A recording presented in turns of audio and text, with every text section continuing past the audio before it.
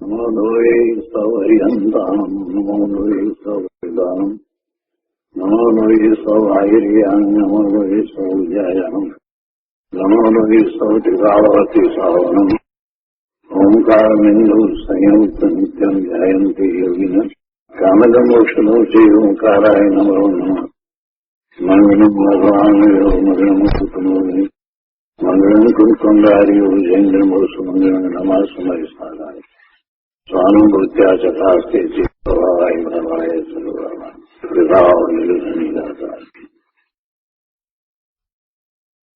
નિયમ સાર ભગવાન કુંકુંદાચાર્ય રચિત નિયમ સાર તથા મુનિવર પદ્મપ્રભુ મલધારી દેવ રચિત તાત્પર્ય વૃત્તિ ટીકા એનો સ્વાધ્યાય ચાલે છે. એમાં શુદ્ધ ભાવ અધિકારમાં ગાથા 49 અને 49 ગાથા પછીથી કળશ 73 નો સ્વાધ્યાય આપણે પૂરો કર્યો છે.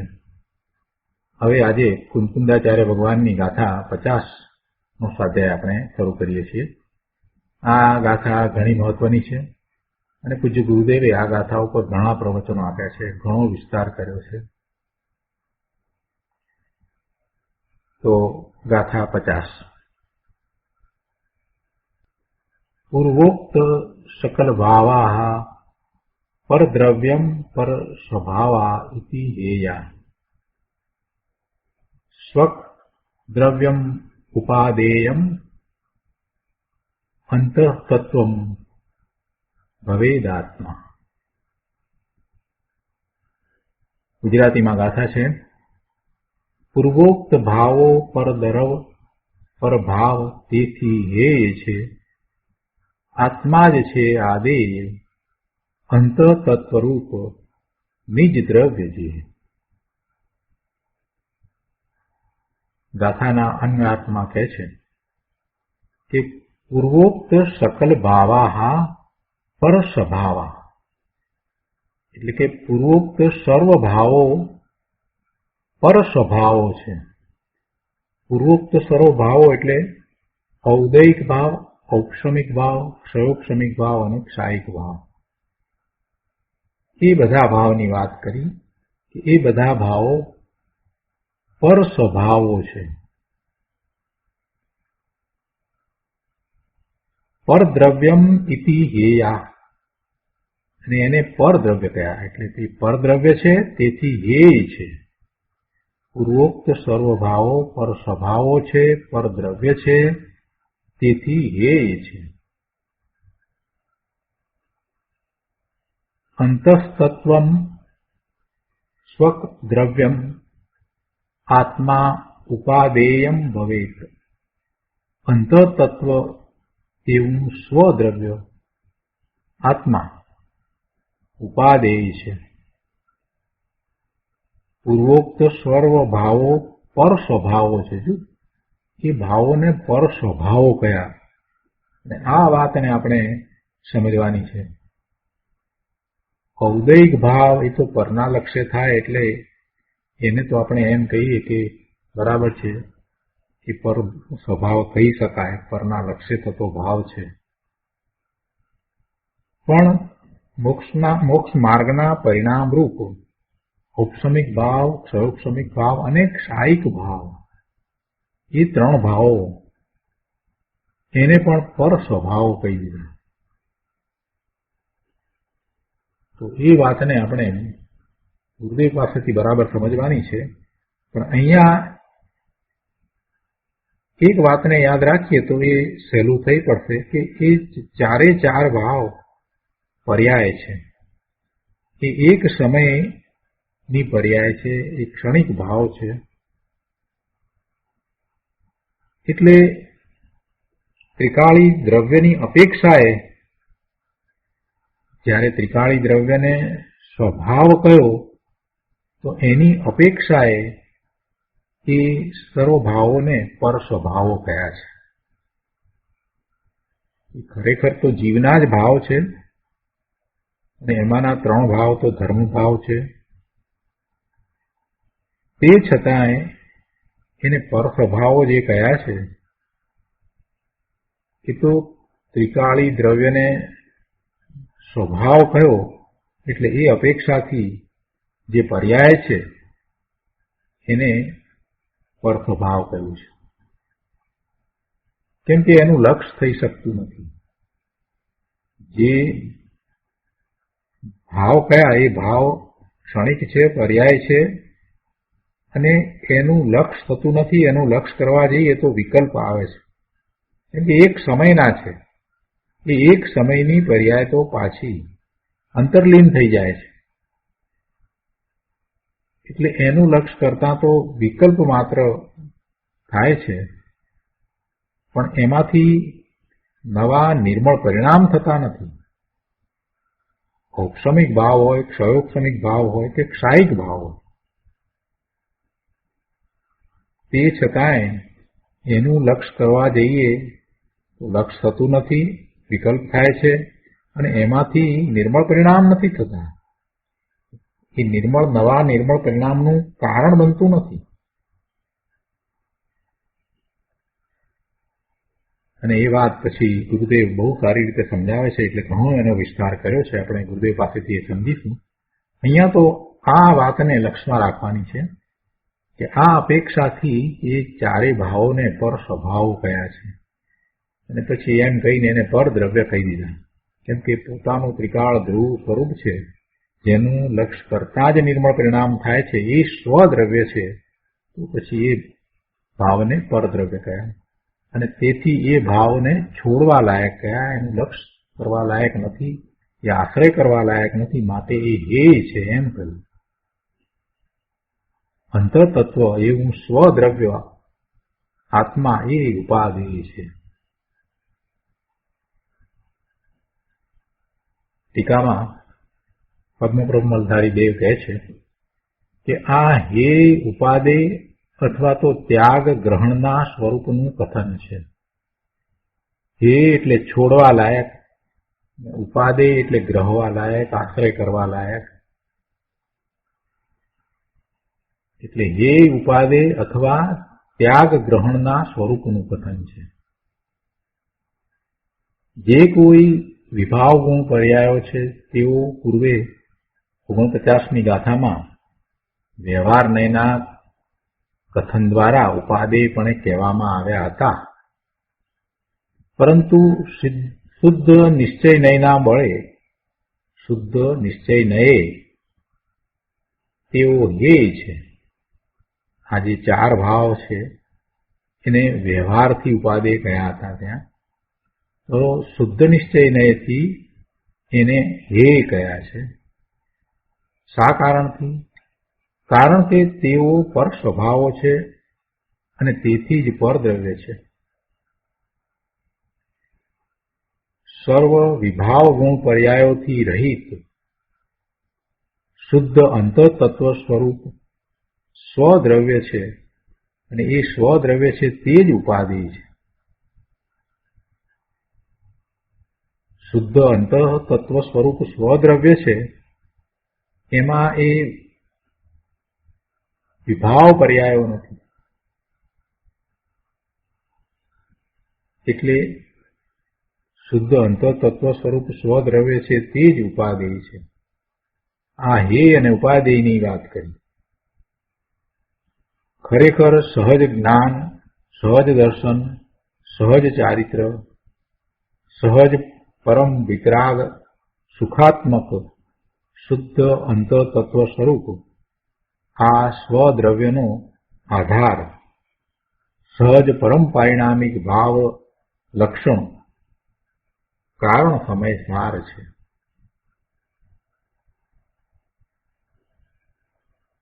આ બધા નિર્મળ પરિણામ જે થાય છે ને,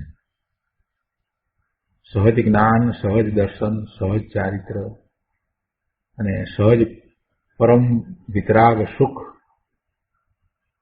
એ બધા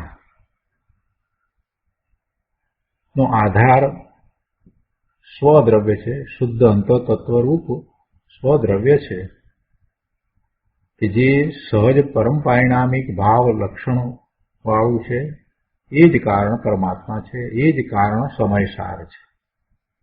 સહજ પરમ પારિણામિક ભાવ જેનું લક્ષણ છે એવો એ કારણ સમય સાર છે,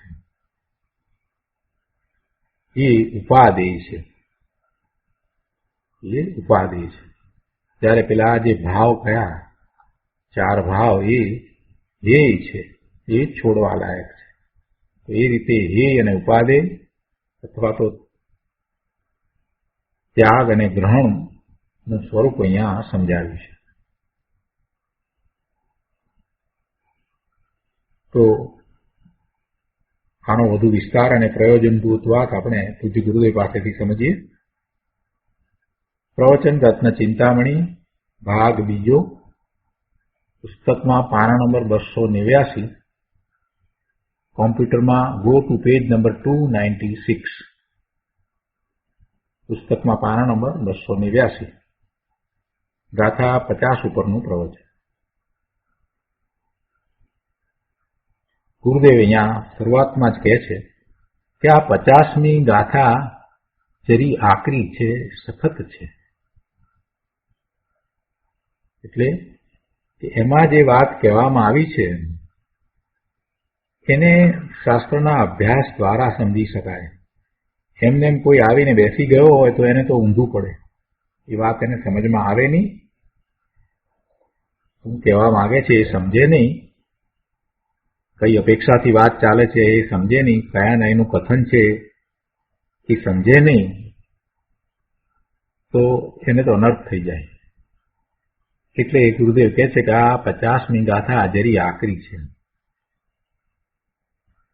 સોનગઢમાં પ્રવચન આપતા ત્યારે ગુરુદેવ હંમેશા કહેતા કે આ તો કોલેજ છે, તૈયાર થઈને આવો, વાંચીને આવો.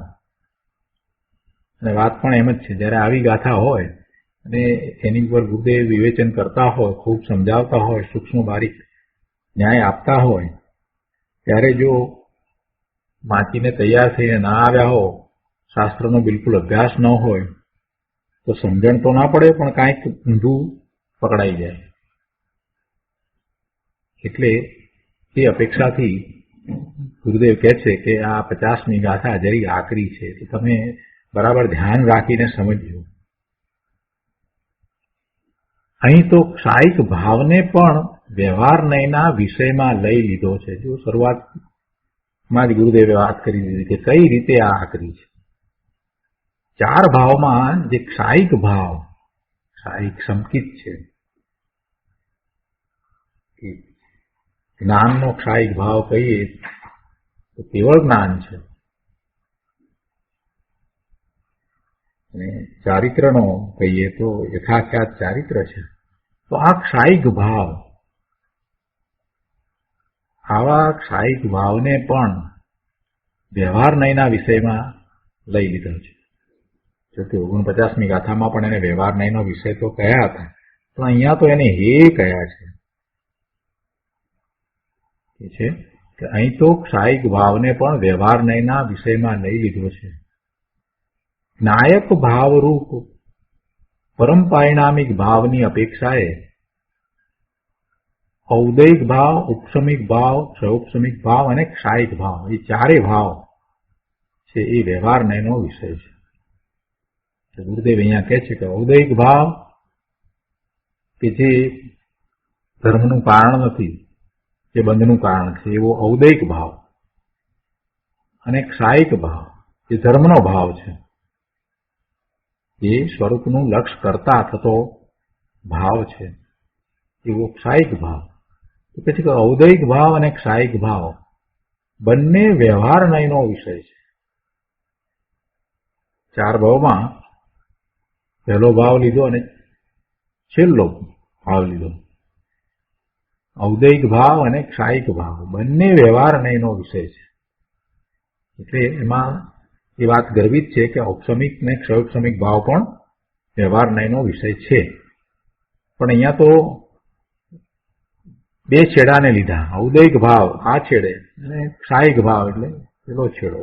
ઔદૈક ભાવ એટલે બંધનો ભાવ અને ક્ષાયિક ભાવ એટલે મુક્તિનો ભાવ. તો એ બંને, બંધનો ભાવ અને મુક્તિનો ભાવ બંને વ્યવહાર નયનો વિષય છે. પણ તેઓ કાંઈ નિશ્ચય નયના વિષયમાં આવતા નથી, તેથી તે બંનેમાં કાંઈ ફેર નથી. બંને વ્યવહાર નયનો વિષય છે અને એ નિશ્ચય નયના વિષયમાં આવતા નથી, તેથી તે બંનેમાં કાંઈ ફેર નથી. આવી આ સૂક્ષ્મ વાત છે. બીજી રીતે કહીએ તો એક બાજુ એક જ પ્રભુ આત્મા છે અને બીજી બાજુ વિકલ્પ પર્યાયથી માંડીને બધું છે કે જે લોકમાં અને પરમાં જાય છે. એક બાજુ પોતાનું ત્રિકાળી ધ્રુવ સ્વરૂપ છે, ભગવાન આત્મા છે, અને બીજી તરફ વિકલ્પ છે, પર્યાય છે, અને એ બધું કે જે લોક છે અથવા તો જે પર છે. તેથી એક સ્વરૂપ ભગવાન આત્માની દ્રષ્ટિમાં તેના બે જાતના પર્યાયમાં પણ ફેર નથી. શું કહે છે અહીંયા? કે એક બાજુ એક જ પ્રભુ આત્મા છે અને બીજી બાજુ વિકલ્પ પર્યાયથી માંડીને બધું છે કે જે લોકમાં અને પરમાં જાય છે. તેથી એક સ્વરૂપ ભગવાન આત્માની દ્રષ્ટિમાં, એક સ્વરૂપ ભગવાન આત્માની દ્રષ્ટિમાં એટલે નિશ્ચય દ્રષ્ટિમાં, નિશ્ચય નયની દ્રષ્ટિમાં તેના બે જાતના પર્યાયમાં પણ ફેર નથી. અને તો પછી પ્રશસ્ત રાગમાં અને અપ્રશસ્ત રાગમાં ફેર છે એમ કેમ બને? જ્યારે ઔદૈક ભાવ અને ક્ષાયિક ભાવ એ બંને વ્યવહારનો વિષય છે, એમાં કાંઈ ફેર નથી એમ કહ્યું, તો પછી આ શુભ રાગ અને અશુભ રાગ છે એમાં ફેર છે એ તો ક્યાંથી હોય? એ તો હોય જ નહીં. શુભ રાગ અને અશુભ રાગ બંને રાગ જ છે, બંને બંધના જ કારણ છે. એ ઔદૈક ભાવ જ છે. અહીંયા તો એટલે સુધી વાત કરી કે ઔદૈક ભાવ જે બંધનું કારણ અને જે ક્ષાયિક ભાવ જે મોક્ષનો માર્ગ, એ બેમાં પણ કાંઈ ફેર નથી. કઈ અપેક્ષાએ? ત્રિકાળી દ્રવ્યની અપેક્ષાએ. એ બંને પણ વ્યવહારનો વિષય છે. જ્યારે આટલી બધી વાત કરી દીધી તો પછી આ શુભ રાગ અને અશુભ રાગની અંદર ક્યાંથી ફેર હોય? એટલે કે છે કે પછી પ્રશસ્ત રાગ અને અપ્રશસ્ત રાગમાં ફેર છે એમ કેમ બને? એવું કાંઈ છે નહીં, અર્થાત ફેર નથી. શુભ રાગ અને અશુભ રાગ બંને બંધના કારણ છે અને એમાં કાંઈ ફેર નથી. અહીંયા તો એટલે સુધી વાત કરી દીધી કે એનાથી આગળ વધીને જે સ્વરૂપના લક્ષ્ય નિર્મળ પરિણામ થાય છે, એવા પરિણામ સ્વરૂપ મોક્ષ માર્ગ સ્વરૂપ જે ભાવ છે, ઔપસમિક ભાવ, ક્ષયોપસમિક ભાવ અને ક્ષાયિક ભાવ છે, એ પણ છોડવા લાયક છે. એ પણ છોડવા લાયક છે. એનું લક્ષ્ય કરતા વિકલ્પ થાય છે. ખરેખર તો ત્યાં એકાગ્રતા થતી પણ નથી. એટલે એ છોડવા લાયક છે. એ પર્યાય રૂપ છે અને એ પર્યાયમાંથી બીજી નવી પર્યાય એવી આવતી નથી. કેવળ જ્ઞાન થાય તો કેવળ જ્ઞાનની જે પર્યાય થઈ એ કેવળ જ્ઞાનની પર્યાયમાંથી બીજી નવી કેવળ જ્ઞાનની પર્યાય આવતી નથી. એ વાત પછી ગુરુદેવ સમજાવશે એટલે ખ્યાલ આવશે કે આ ક્ષાયિક ભાવ છે એ પર્યાય ત્રિકાળી ધ્રુવના આશ્રય પ્રગટ થઈ, તેમ છતાંય એવી એ પર્યાયમાંથી બીજી નવી પર્યાય આવતી નથી. એટલે એ ઉપાદેય નથી, એ છોડવા લાયક છે. આ હે ઉપાદેય અથવા ત્યાગ ગ્રહણના સ્વરૂપનું કથન છે. છોડવા લાયક શું અને આદરવા લાયક શું એનું સ્વરૂપ અહીંયા સમજાયું છે.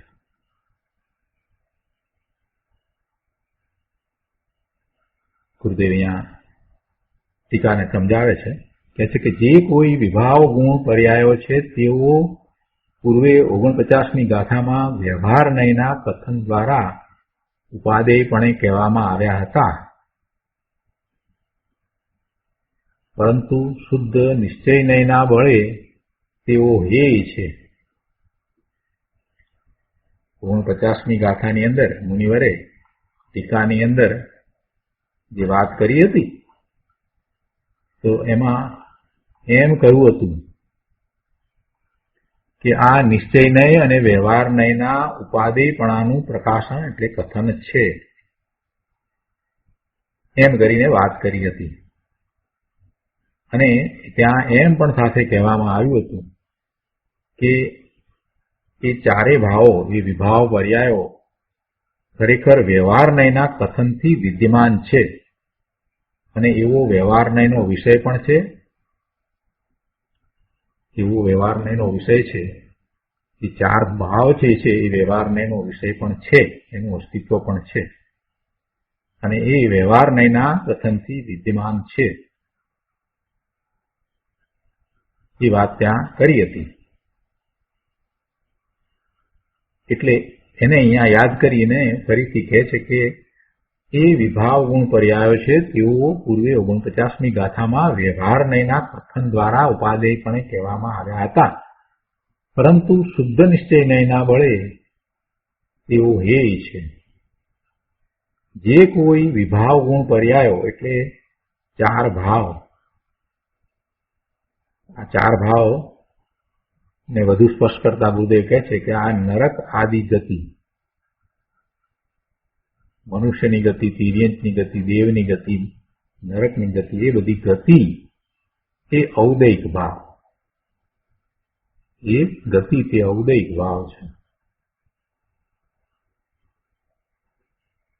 જીવ જે ગતિમાં છે એ ગતિરૂપ પોતાને માને છે ને. મનુષ્યની ગતિમાં રહેલો જીવ પોતાને મનુષ્ય માને છે ને. ખરેખર મનુષ્ય નથી, પરંતુ એ તો ભગવાન આત્મા છે, પણ એ પોતાને મનુષ્ય માને છે. તિર્યંચ ગતિમાં રહેલો જીવ પોતાને તિર્યંચ માને છે. નર્કની ગતિમાં એ ગતિમાં રહેલો જીવ, નર્કમાં રહેલો નારકી પોતાને નારકી માને છે. એ જ રીતે દેવની ગતિમાં રહેલો જીવ પોતાને દેવ માને છે અને બધાને એ પ્રમાણેના જેવી ગતિ છે એવા શરીર પણ પ્રાપ્ત છે અને એ શરીરને એ પોતાનું સ્વરૂપ માને છે, પોતાને શરીર રૂપ માને છે. આવું બધું અગૃહિત મિથ્યાત્વ એને અનાદિનું ચાલ્યું આવે છે. એટલે આ તો કર્મના ઉદય જેવા વર્તે છે એવા ઉદય, એટલે કે એવી ઉદય પ્રમાણે જે ગતિ છે તો એ ગતિરૂપ પોતાને માનવું એટલે ઔદૈક ભાવ થયો. એટલા માટે અહીંયા નરક આદિ ગતિ વગેરેનો ઔદૈક ભાવ એમ ગુરુદેવે લીધું છે. એને ઔદૈક ભાવ શા માટે કહ્યો? કે જે ગતિમાં જીવ છે તે ગતિ રૂપ પોતાને માને છે. ખરેખર તો આત્માને કોઈ ગતિ છે જ નહીં. ગતિ આત્માને હોય નહીં. ત્રિકાળી શુદ્ધ એ તો પંચમ ગતિ રૂપ છે, મુક્ત સ્વરૂપ જ છે. એને આમાંની ચાર ગતિમાંથી કોઈ ગતિ નથી, પણ એ પોતાને એમ માને છે એટલે ઔદૈક ભાવે એ વર્તે છે, એટલે એને ઔદૈક ભાવ કહે. આ ઔદૈક ભાવનું ઉદાહરણ આપ્યું, સ્પષ્ટ કર્યું. ચાર ભાવમાં આપણે વાત કરી રહ્યા છે ને, ઔદૈક ભાવ, તો ઔદૈક ભાવ, આ ઔદૈક ભાવ અનાદિનો જીવને ઔદૈક ભાવ છે અને એ અગૃહિત મિથ્યાત્વ છે. અનાદિનું એને એ મિથ્યાત્વ ચાલ્યું આવે છે. જે ગતિમાં જાય છે ત્યાં એ જન્મથી જ પોતાને એક ગતિરૂપ માને છે અને એ ગતિને અનુરૂપ જે શરીર પ્રાપ્ત થયું છે એ શરીરને એ પોતાનું માને છે અને પોતાનું અસ્તિત્વ જાણે કે એનાથી છે એમ માને છે. આ બધું અગૃહિત મિથ્યાત્વ અનાદિનું ચાલ્યું આવે છે. આ મિથ્યાત્વને દૂર કરવાનું છે અને એ મિથ્યાત્વને દૂર કરવા માટે એ ધર્મના નામે કંઈક વિપરીત માન્યતાઓ કરી બેસે છે અને નવું ગૃહિત મિથ્યાત્વ બાંધી લે છે. નવું ગૃહિત મિથ્યાત્વ ગ્રહણ કરી લે છે. આજે આપણે એની વાત નથી કરવી અગૃહિત કે ગૃહિત મિથ્યાત્વની, પણ અહીંયા જે આ વાત કરી ઔદૈક ભાવની, એટલે એ વાત યાદ આવી કે ઔદૈક ભાવ એ તો જીવ અનાદિનો છે. નરક આદિ ગતિ વગેરેનો ઔદૈક ભાવ એમ કહી અને ગુરુદેવે ઘણી વાત કરી નાખી એમાં. કઈ રીતે ઔદૈક ભાવ જીવને છે એ સમજાવી દીધું.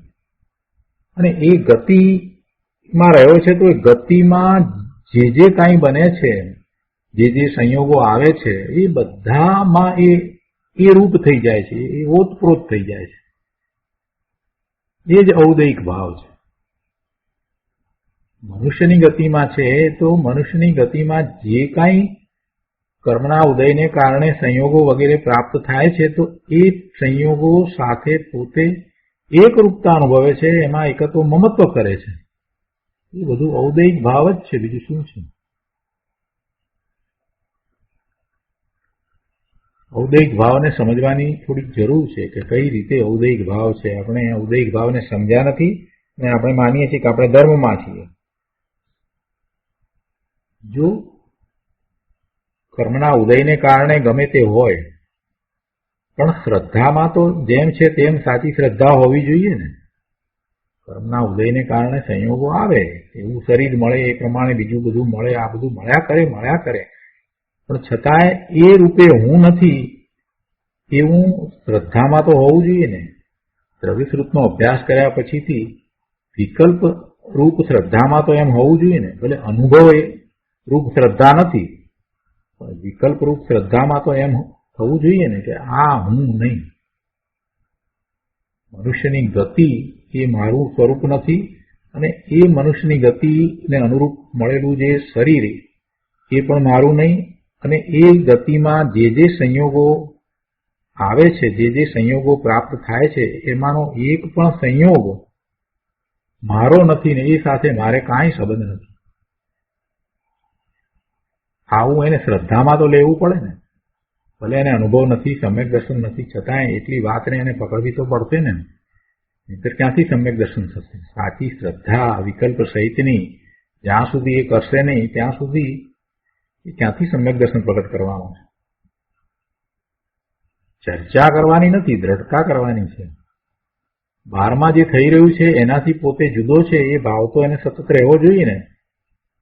બહારનું જે થાય છે તે થાય છે, એ થયા કરે, અને છતાંય પોતે એનાથી અલિપ્ત રહે, એનાથી નિર્લેપ રહે. અંદરમાં નિર્લેપતા એને પ્રગટ કરવાની છે. અંદરમાં એની શ્રદ્ધા તો સાચી હોવી જોઈએ ને. ઔદૈક ભાવને એટલા માટે સમજવાની જરૂર છે. આખો ઔદૈક ભાવનો એક સ્વાધ્યાય કરવાની જરૂર છે. આ મિથ્યાત્વ અને આ બધા ભાવ, આ બધું ખૂબ સમજવાની જરૂર છે. જ્યારે શાસ્ત્રમાં એ વાત આવે ત્યારે પોતે એના ઉપર વિચાર કરવાનો છે. તો આ પહેલા ભાવની વાત કરી ગુરુદેવે કે નરક આદિ ગતિ વગેરેનો ઔદૈક ભાવ. બીજું કહે છે કે સંકિત આદિનો ઔપસમિક ભાવ. સમ્યક દર્શન થાય ત્યારે જે ભાવ છે તે ઔપસમિક ભાવ છે. એટલે જે દર્શન મોહનીય છે તેનો ઉપશમ થાય છે. ઉપશમ થાય એટલે કે એ કર્મ અંદર તો પડ્યું છે, સત્તામાં પડ્યું છે, પણ ફળ આપવાની શક્તિરૂપ નથી, તો એને આપણે ઉપશમ કહીએ છીએ. તો એવા કર્મની પ્રકૃતિના ઉપશમ થાય છે. તો એ કર્મની પ્રકૃતિના ઉપશમ થયા, એ ફળ આપવાની શક્તિમાં ન રહ્યું, આ બધું તો કર્મનું કર્મમાં પડ્યું. પણ એવા જીવને ભાવ થાય છે, એટલે સામે એવો નૈમિત્તિક સંબંધ છે કે એ કર્મની પ્રકૃતિનો ઉપશમ રહ્યો એમ કહીએ. એ ફળ આપવાની શક્તિમાં ન રહ્યું. પણ એ ભાવ કોનો છે? ભાવ તો જીવનો છે. અને એવા જીવના ભાવ છે ત્યારે એવો જ નૈમિત્તિક સંબંધ છે કે સામે કર્મ પ્રકૃતિનો એ ઉપશમ હોય. ઔપસમિક સમ્યક દર્શન. ત્રીજું છે ક્ષયોપસમિક ભાવનું ઉદાહરણ અહીંયા લીધું છે. મતિ જ્ઞાન આદિનો ક્ષયોપસમિક ભાવ. એના ઉઘાડ, જ્ઞાનના ઉઘાડ, એ જ્ઞાનની નાનાવર્ણીય કર્મની પ્રકૃતિ ને એની પેટા પ્રકૃતિઓ, એનો કેટલીક પ્રકૃતિઓ નો ક્ષય ને કેટલીક પ્રકૃતિઓનો ઉપશમ, એટલે એ ક્ષયોપશમ છે. એ જ્ઞાનના ઉઘાડની વાત છે. અંદરમાં પડેલ જ્ઞાન ગુણ જે છે એ તો પૂર્ણ છે, પણ એના ઉઘાડ એનો વર્તમાન પર્યાયમાં એ જે ઉઘાડ,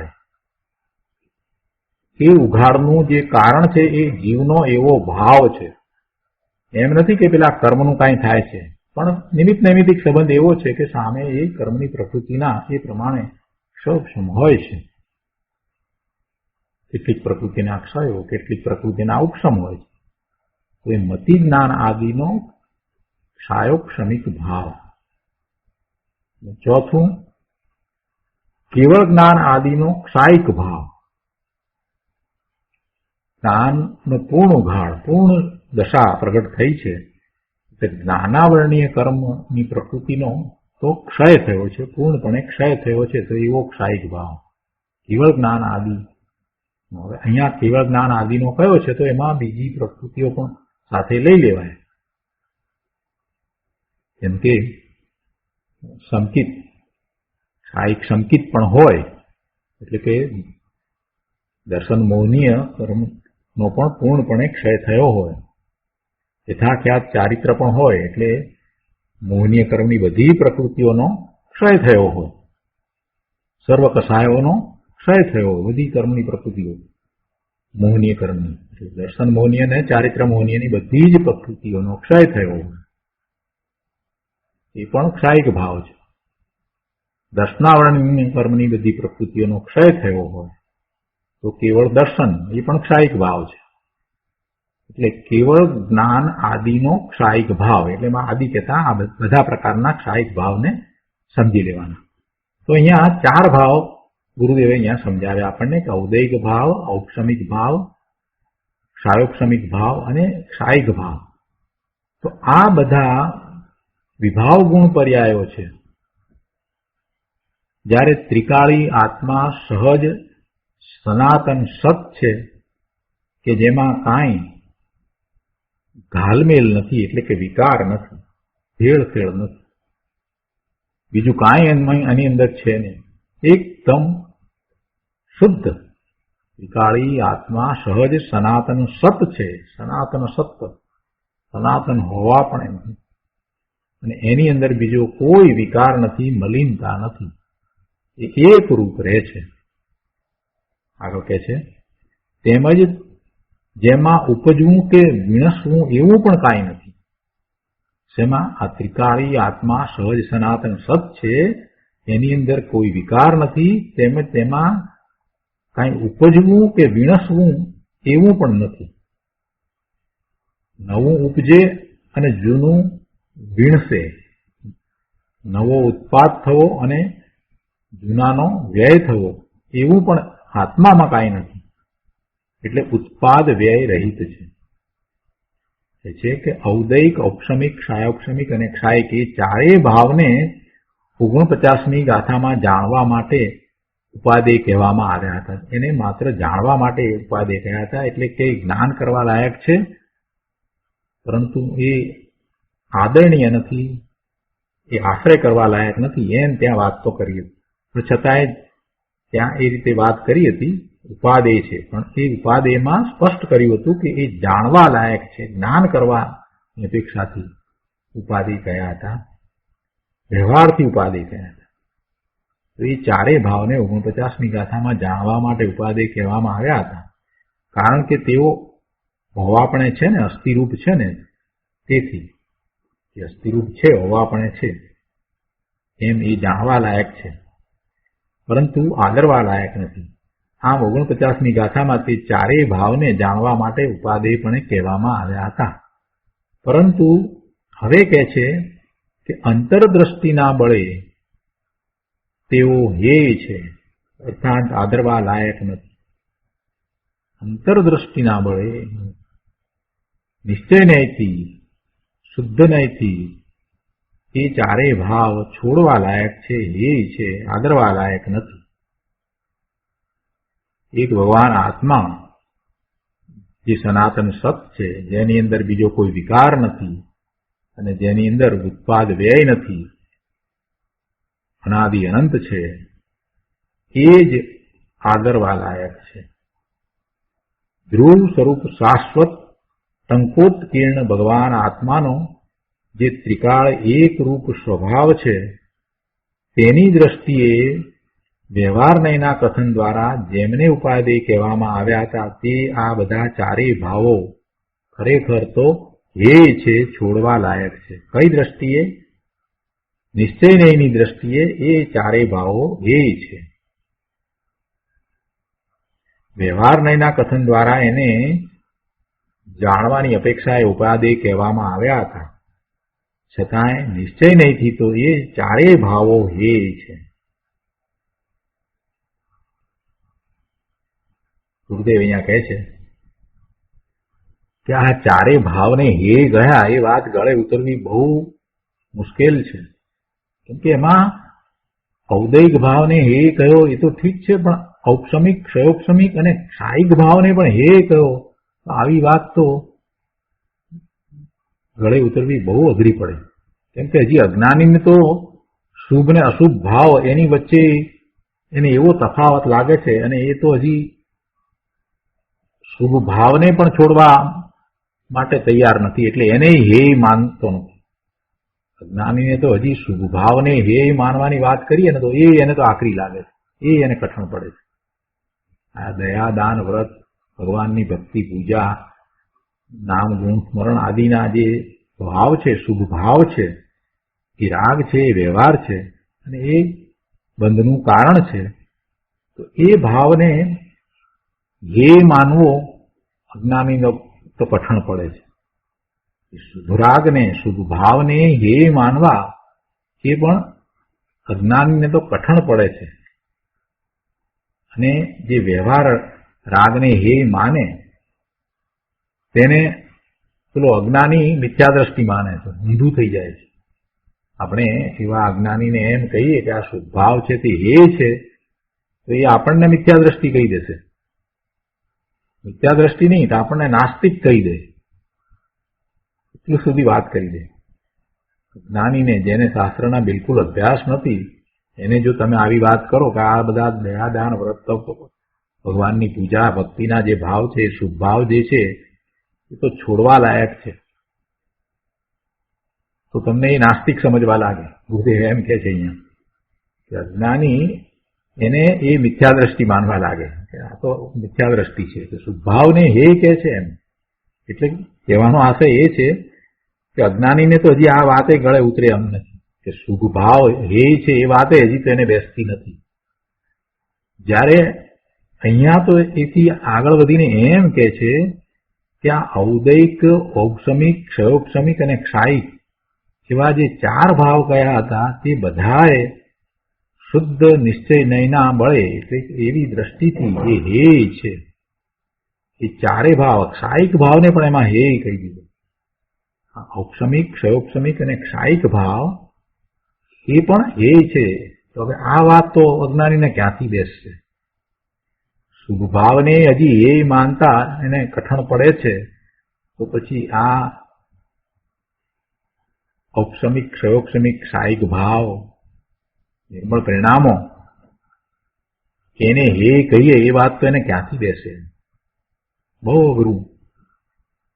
શરૂઆતમાં જ ગુરુદેવે કહ્યું કે આ આકરી ગાથા છે. પણ કયા નયનું કથન છે, કઈ અપેક્ષા છે, શું વાત ચાલે છે, એને જરાક સમજવાનો પ્રયત્ન કરે ને તો એને સમજાય એવું છે. ન સમજાય એવું નથી. કે છે કે એકલા જ્ઞાયક ભાવના અવલંબનમાં, એકલા જ્ઞાયક ભાવના અવલંબનમાં એ ચારેય ભાવનું અવલંબન છે નહીં. જ્ઞાયક ભાવનું અવલંબન લેવા જતા આ ચારેય ભાવ નીકળી જાય છે. નાયક ભાવનું અવલંબન લઈએ તો એમાં આ ભાવનું અવલંબન હોતું નથી. માટે તે અપેક્ષાએ એ ચારેય ભાવ એ છે, મતલબ કે એ ચારેય ભાવ આશ્રય કરવા લાયક નથી. પણ એનો અર્થ શું? એનો અર્થ એવો નથી થતો કે શુભભાવ નથી, એમ નહીં. શુભભાવ તો હોય છે, જ્ઞાનીને પણ શુભરાગ હોય છે. અને સમ્યક દ્રષ્ટિ જે છે, જે ધર્મમાં છે, મોક્ષ માર્ગમાં છે, એને ઔપસમિક, ક્ષયોપસમિક અને ક્ષાયિક ભાવ હોય છે. બધા ભાવ હોય છે, નથી એમ નહીં, પણ એ આશ્રય કરવા લાયક નથી એમ અહીંયા તો સમજાવવું છે. તો જે કહે છે કે જો તે જ્ઞાનીને પણ શુભરાગ, દયા, દાન, વ્રત, ભક્તિ, પૂજા આદિનો ભાવ હોય છે, નથી એમ નહીં, પણ એવો ભાવ હોય છતાં પણ તે આદરવા લાયક નથી, કેમ કે તે બંધનું કારણ છે, અને બંધનું કારણ છે એને મલિન ભાવ કયો. જે બંધનું કારણ છે, ભલે ને પુણ્ય બંધનું કારણ હોય તો પણ એ ભાવને મલિન ભાવ કહો. બંધનું કારણ હોય એ પુણ્ય બંધનું કારણ હોય કે પાપના બંધનું કારણ હોય, છેવટે તો બંધ છે ને. બંધ તો સંસારમાં લઈ જશે ને. બંધ છે તે સંસારનું કારણ થાય છે, સિદ્ધ દશાનું કારણ તો થતો નથી. ગુરુદેવ હંમેશા એક ઉદાહરણ આપતા કે સોનાની બેડી હોય કે લોઢાની બેડી હોય, છેવટે તો બાંધવાનું જ કામ કરે ને. સોનાની બેડી બનાવી હોય કે લોઢાની બેડી બનાવી હોય, પણ બંનેથી બંધાય, બીજું શું થાય? એ મુક્તિનું કારણ તો નથી. એટલે શુભ ભાવ છે કે અશુભ ભાવ છે, એ બંને બંધનું કારણ છે.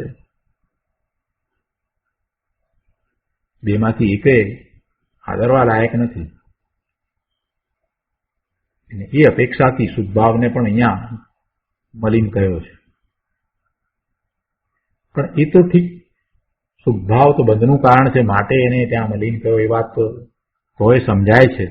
પરંતુ જ્યારે નિર્મળ ભાવને પણ હે કહ્યો, નિર્મળ ભાવને પણ હે કહ્યો, તો એ વાત પકડાવી અહીંયા તો અઘરી છે. ઉપસમિક, ક્ષયોપસમિક અને ક્ષાયિક એવા જે ત્રણ ભાવ છે, જે નિર્મળ ભાવ છે, એને પણ અહીંયા તો હે કહ્યા છે.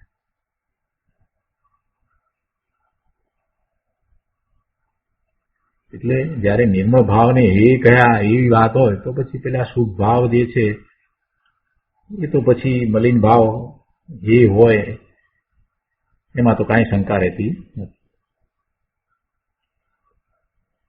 મલિન ભાવ, ઔદૈક ભાવ એ આદરવા લાયક નથી. મલિન ભાવ, ઔદૈક ભાવ એ આદરવા લાયક નથી. પરંતુ તે ઉપરાંત હવે ઔપસમિક, ક્ષયોપસમિક અને ક્ષાયિક ભાવ કે જે નિર્મળ ભાવ છે તે પણ હે છે, છોડવા લાયક છે એમ કે છે.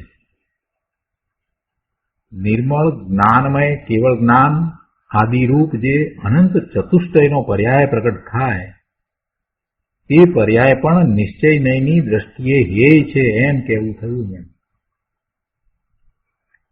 ક્ષાયિક ભાવને હે કહ્યો ને, તો ક્ષાયિક ભાવ, કેવળ જ્ઞાન આદિરૂપ જે અનંત ચતુષ્ટયનો પર્યાય પ્રગટ થાય, તે પર્યાય પણ નિશ્ચય નયની દ્રષ્ટિએ છોડવા લાયક છે, હે છે, દ્રષ્ટિનો વિષય નથી. એમાંથી નવા નિર્મળ પરિણામ પ્રગટ થતા નથી. તે કહે છે કે અરે અજ્ઞાનીને તો હજી શુભરાગ છોડવા યોગ છે એમ સાંભળે ત્યાં આકરું પડે છે. તો પછી આ ત્રિકાળી આત્મવસ્તુના એક રૂપ રહેનારા ચૈતન્ય સ્વભાવની દ્રષ્ટિએ જોઈએ તો તે પર્યાયના બંને શુદ્ધ ને અશુદ્ધ ભાવ એ છે, છોડવા લાયક છે, છાણવા યોગ છે. એ વાત એને કેવી રીતે બેસશે? બંધના ભાવ અને મુક્તિના ભાવ એ બંને છોડવા લાયક છે, એ પર્યાય છે, એમાંથી નવા નિર્મળ પરિણામ થતા નથી. નિર્મળ ભાવ છે એટલે કે એ પર્યાય છે. ઔપસમિક ભાવ, ક્ષયોપસમિક ભાવ, ક્ષાયિક ભાવ એ પર્યાય છે ને, એમાંથી એવી નિર્મળ પર્યાય થતી નથી. કેવળ જ્ઞાનની પર્યાયમાંથી બીજી કેવળ જ્ઞાનની પર્યાય પ્રગટ થતી નથી, પણ ત્રિકાળી શુદ્ધ દ્રવ્યમાંથી એ પર્યાય પ્રગટ થાય છે. એટલે કે ત્રિકાળી શુદ્ધ દ્રવ્યનો આશ્રય કરતા એ પર્યાય પ્રગટ થાય છે. પર્યાયના આશ્રય નવી પર્યાય પ્રગટ થાય છે એમ નથી. કેવળ જ્ઞાનની પર્યાય પણ એક સમયની છે, એક સમયનું સત છે, એક સમયનું એનું હોવાપણું છે. એ અનંત ચતુષ્ટયનો પર્યાય છે, છતાં પણ એ પર્યાયમાંથી એવો નવો પર્યાય આવતો નથી. કેવળ જ્ઞાનની જે પર્યાય છે એ પર્યાય ત્રિકાળી દ્રવ્યના આશ્રય પ્રગટ થાય છે, પણ કેવળ જ્ઞાનની પર્યાયના આશ્રય નવી પર્યાય પ્રગટ થતી નથી. એમ એ હે છે, છોડવા લાયક છે.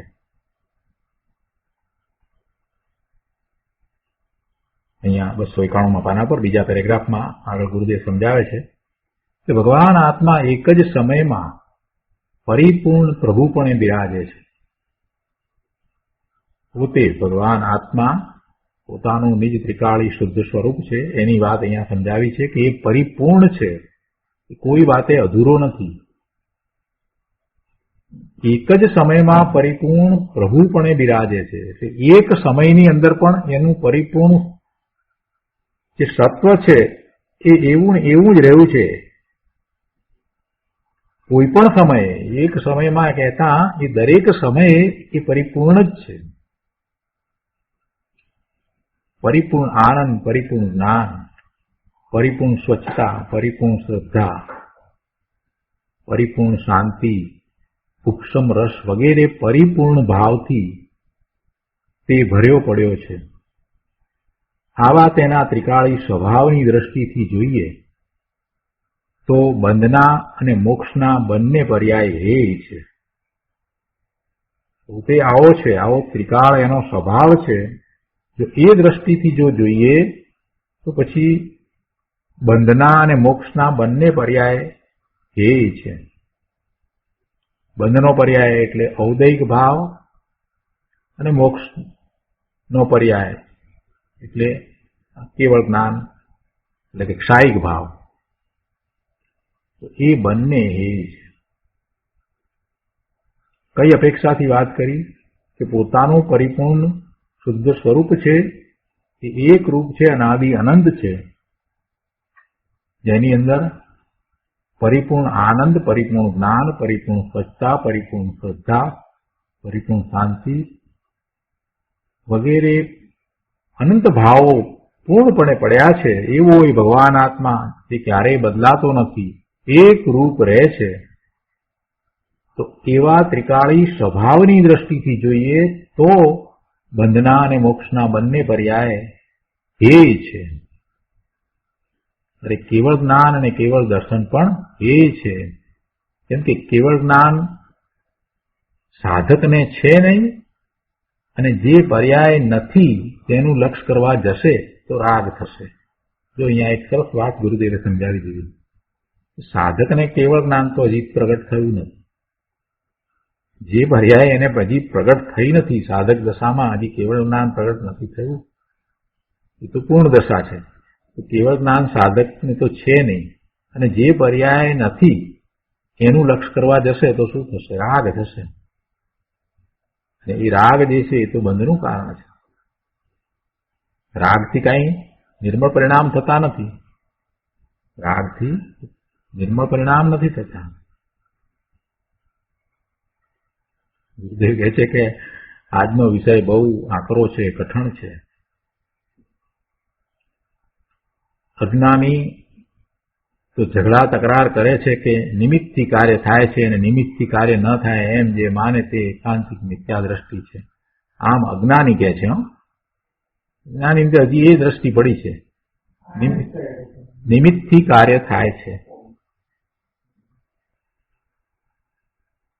શું કહે છે અજ્ઞાની? કે નિમિત્તથી કાર્ય થાય છે, અને જો નિમિત્તથી કાર્ય ન થાય એમ જો કહીએ તો એવા તેનારને તો એ મિથ્યા દ્રષ્ટિ માને, એકાંતિક મિથ્યા દ્રષ્ટિ માને. એમ કે છે આપણે એમ કહીએ કે ભાઈ નિમિત્તથી કાર્ય ન થાય તો એ આપણને એકાંતિક મિથ્યા દ્રષ્ટિ કહે છે, અજ્ઞાનીની દ્રષ્ટિ છે. હવે અજ્ઞાનીની આવી દ્રષ્ટિ છે, હજી એને નિમિત્તથી કાર્ય થાય એવી માન્યતા વર્તે છે. એને આ વાત ક્યાંથી ગળે ઉતરશે કે જે ક્ષાયિક ભાવ છે એ પણ હે છે, એવી વાત એને ગળે ઉતરવી બહુ અઘરી પડે. એટલે ગુરુદેવ કહે છે કે આ વિષય બહુ આકરો છે, શાંતિથી સમજવું. એટલે ગુરુદેવે એનો ઘણો વિસ્તાર કર્યો છે. કેટલા બધા પાનાઓ ભરી અને આ ગાથા ઉપર વિસ્તાર થયો છે. એનું કારણ એ છે કે ગુરુદેવે એની પર ઘણા પ્રવચન આપ્યા છે અને બહુ શાંતિથી બધું સમજાવ્યું છે. એકની એક વાતને વારંવાર જુદી જુદી રીતે ગુરુદેવે સમજાવી છે. એની અપેક્ષાને દરેક વખતે સ્પષ્ટ કરી છે. કઈ સામાન્ય વાત નથી. જેને તત્વનો અભ્યાસ ન હોય એને આ કહેવા જેવી વાત નથી, કેમ કે એ મૂંઝાઈ જશે. જેને તત્વનો અભ્યાસ નથી ને એને માટેની આ વાત નથી. નિયમસાર શાસ્ત્ર ઘણું ઊંચું છે. મુકુંદાચાર્ય ભગવાને આ શાસ્ત્રની રચના પોતાની ભાવના માટે કરી છે, એટલે કે બીજા શાસ્ત્રોની રચના થયા પછીથી પોતે આ શાસ્ત્રની રચના કરી છે અને એમાં ઘણા ઊંચા ભાવ ભર્યા છે. ટીકાકાર પણ મુનિવર પદ્મપ્રમલધારી દેવ પણ એવા જ છે, મહાવિદ્વાન છે અને એમણે એવી અદભુત ટીકા લખી છે અને સાથે બીજા શાસ્ત્રકારોએ, આચાર્યોએ જે એવા શ્લોક લખ્યા છે, ગાથાઓ લખી છે, એના સમર્થન પણ આપ્યા છે. પોતે પણ એટલા જ કળશ લખ્યા છે. એટલે આ ગ્રંથ અદભુત છે અને આવા અદભુત ગ્રંથનો અભ્યાસ જ્યારે કરતા હોઈએ ત્યારે આપણને સામાન્ય તત્વનું જ્ઞાન હોવું જોઈએ, તત્વ વિશેની સામાન્ય શ્રદ્ધા, રૂચિ વગેરે હોવા જોઈએ. એ વિના આવું શાસ્ત્ર સમજાશે નહીં. કોઈક જગ્યાએ ક્યાંક ન સમજાય તો સંકોચ રાખ્યા વિના એની સમજ મેળવવા માટે થઈ અને પ્રયત્ન કરવો જોઈએ, પ્રશ્ન પૂછવો જોઈએ, પણ વસ્તુને એમને એમ છોડી નહીં દેવી જોઈએ. જે કંઈ અહીંયા કહેવામાં આવ્યું છે એ શબ્દે શબ્દ મહત્વનો છે. એક પણ શબ્દ નકામો નથી. ગુરુદેવે જે વાત કરી છે બહુ ઊંચી વાત કરી છે. અને આ વાત જેને અંતરમાં ઉતરી જાય એને સમ્યક દર્શન થયા વિના રહે જ નહીં. હમણાં નહીં તો થોડા વખત પછી પણ એ વાત જો ગળે ઉતરી ગઈ છે તો એને જરૂરથી સમ્યક દર્શન થશે. એની શ્રદ્ધામાં તો આ વાત લેવી જ પડે. આ શ્રદ્ધામાં લીધું છે, જેને શ્રદ્ધામાં આ પાકું થઈ ગયું છે, દ્રઢ થઈ ગયું છે, એ કંઈ સમ્યક દર્શનથી દૂર નથી. વર્તમાન દશા ગમે તે હોય એ પછી ત્યાં સુધી પહોંચીને જ રહેશે. એટલે ગુરુદેવ વારંવાર આ વાત કરે છે કે આ અજ્ઞાનીને તો હજી નિમિત્તથી કાર્ય થાય એવી માન્યતા પડી છે, તો એને બિચારાને ક્યાંથી આ વાત બેસે? એ તો ક્યાં રોકાઈ રહ્યો છે?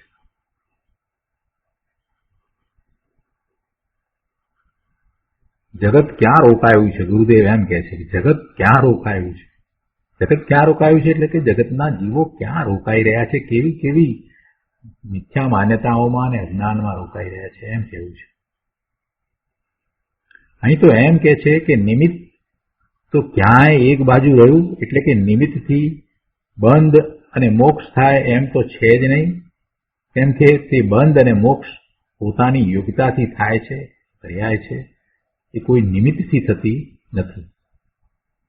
એ તો વાત ક્યાંય રહી ગઈ. પણ હવે અહીંયા તો જે વાત કરે છે એ તો ઘણી ઊંચી વાત કરે છે કે પોતાની યોગ્યતાથી થતા બંધ અને મોક્ષને પણ અહીંયા ત્રિકાળી આત્માની દ્રષ્ટિએ હે કયા છે. બંધ જે છે એ તો પોતાની યોગ્યતાથી થાય, મોક્ષ પણ પોતાની યોગ્યતાથી થાય. એટલે એ તો પર્યાય છે. પર્યાય જે છે એના સટકારકો એના પોતાના સ્વતંત્રપણે એ પર્યાય થાય છે. કોઈ નિમિત્તથી થાય છે, કોઈને કારણે થાય છે એમ નથી. બંધના પરિણામ પણ કોઈ બીજો કરાવે છે એમ નથી, અને મોક્ષના મુક્તિના પરિણામ થાય તો એ પણ કોઈ બીજો કરાવી દે છે એમ નથી. પણ એ જે પરિણામ થયા, એ બંધ અને મોક્ષના પરિણામ જે પોતાની યોગ્યતાથી થયા છે, તો એ પરિણામને વિશે અહીંયા એમ કે છે કે એ ત્રિકાળી આત્માની દ્રષ્ટિએ, એટલે કે નિશ્ચય નયની દ્રષ્ટિએ, એટલે કે શુદ્ધ નયની દ્રષ્ટિએ એ પરિણામ એ છે છોડવા લાયક છે. કારણ કે અંતર્મુખ દ્રષ્ટિ કરતા તેમાં એવા પરિણામ દેખાતા નથી, જણાતા નથી, હોતા નથી. અંતર્મુખ દ્રષ્ટિ કરતા તેમાં તેઓ આવતા નથી. અંતર્મુખ દ્રષ્ટિ કરતા તો એકલો આનંદ આનંદ આનંદ, સુખ સુખ સુખ, શાંતિ શાંતિ શાંતિ, નિર્મળતા નિર્મળતા, સ્વચ્છતા સ્વચ્છતા સ્વચ્છતા, એવો જ એને અનુભવ થાય છે. અને એમ જે પરિણામ જે થયા છે એ પરિણામ ફરીથી થાય એ માટે એ પરિણામનું લક્ષ્ય થતું નથી, પણ ત્રિકાળી દ્રવ્યનું લક્ષ્ય થાય છે. કારણ કે અંતર્મુખ દ્રષ્ટિ કરતા તેમાં એ પરિણામો આવતા નથી, એની અંદર એ પરિણામ આવતા નથી. અંતર્મુખ દ્રષ્ટિમાં તો આનંદનો અનુભવ થાય છે એટલે એવા પરિણામ થાય છે. અંતર્મુખ દ્રષ્ટિ કરવાથી એવા પરિણામ થાય છે, પણ અંદર દ્રષ્ટિની અંદર એ વિષયની અંદર એ આવતા નથી. દ્રષ્ટિ એટલે કે અંદર જે વિષય જે છે એ તો ત્રિકાળી ધ્રુવ છે, એમાં એ પરિણામ નથી. એટલે એ પરિણામ આશ્રય લેવા લાયક નથી. એ ચારેય ભાવ એ છોડવા લાયક છે, એ હેય છે. આવી વાત છે.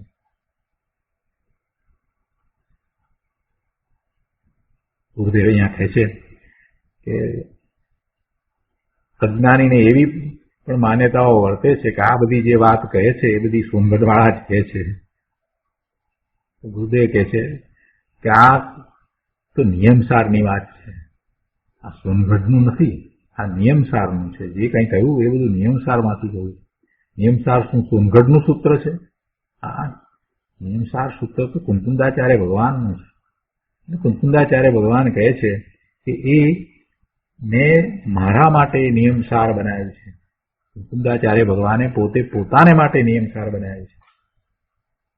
જોકે બીજા શાસ્ત્રોની પ્રવૃત્તિના પણ તેમણે કરી છે, પરંતુ આ નિયમસાર તો એમણે પોતાને માટે બનાવ્યું છે, પોતાની ભાવના માટે બનાવ્યું છે. એટલે એવો ભાવ, ઉત્તમ ભાવ એમને એ વખતે આવ્યો, ઉત્કૃષ્ટ ભાવ. એટલે આ નિયમસારની રચના થઈ ગઈ છે. એ પંચમારાના સાધુ આચાર્ય કુંકુમ સ્વામી આ પંચમારાના જીવોને, શ્રોતાઓને એમ કહે છે કે એ ચારેય ભાવ હેય છે. ગજબ વાત છે.